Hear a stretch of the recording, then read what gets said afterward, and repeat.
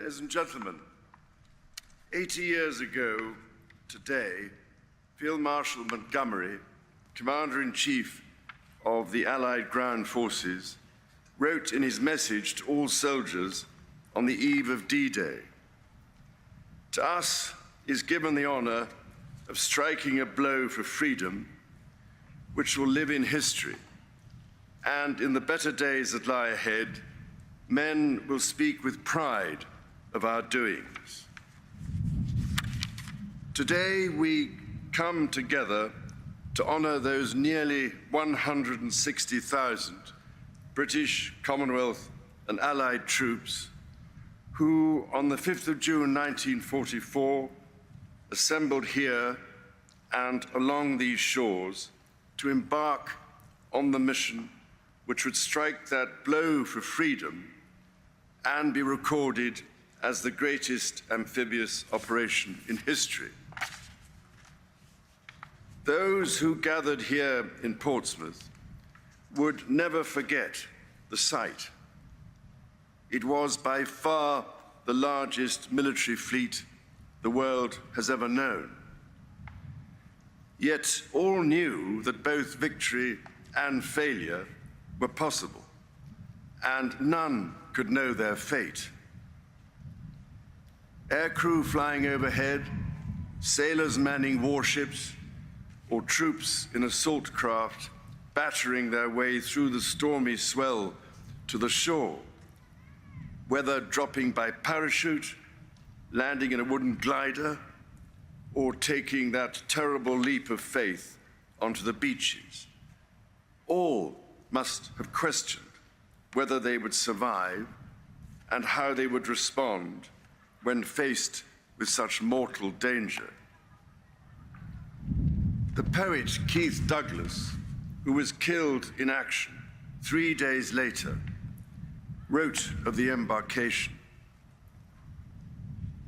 "Actors waiting in the wings of Europe, we already watch the lights on the stage and listen to the colossal overture begin.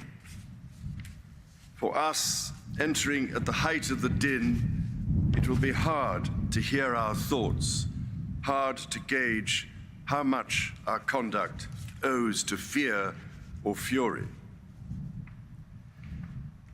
At this remove, 8 decades later, it is a near impossible task to imagine the emotion of that day. The pride of being part of so great an enterprise, the anxiety of in some way not coming up to scratch, and the fear of that day being their last.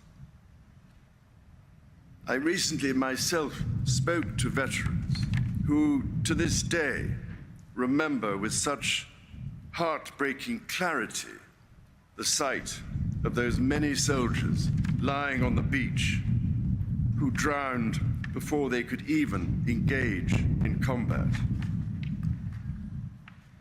The stories of courage, resilience, and solidarity, which we have heard today and throughout our lives, cannot fail to move us, to inspire us, and to remind us of what we owe to that great wartime generation, now tragically dwindling to so few.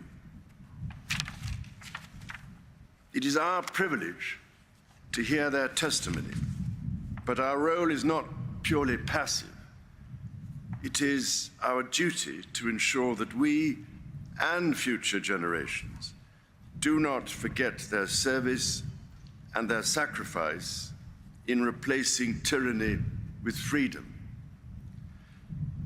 Our rights and the liberty won at such terrible cost bring with them responsibilities to others in the exercise of that liberty.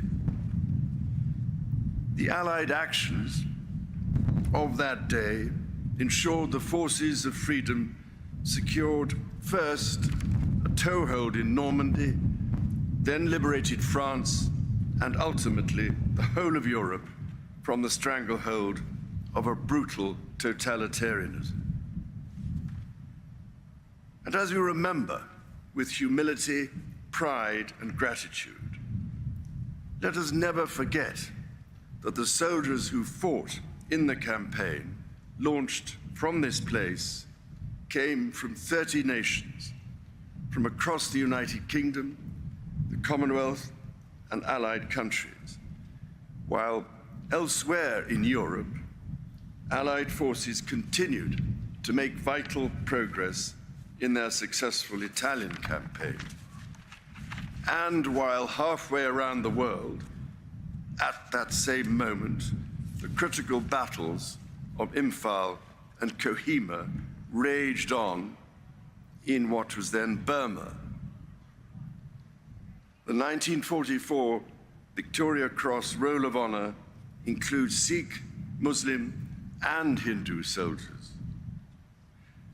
A reminder that events that year shaped our world then and the society we share today. While it was the frontline troops who faced the greatest personal dangers, the privations and sacrifices of war were endured by so many more. The Allied victory was a truly collective effort, born of the fortitude and hard work of those who remained on the home front, toiling in factories, under our land in the mines, out in the fields, or working in secret, men and women alike. Their collective industry, ingenuity, and commitment helped our soldiers, sailors, and airmen to prevail.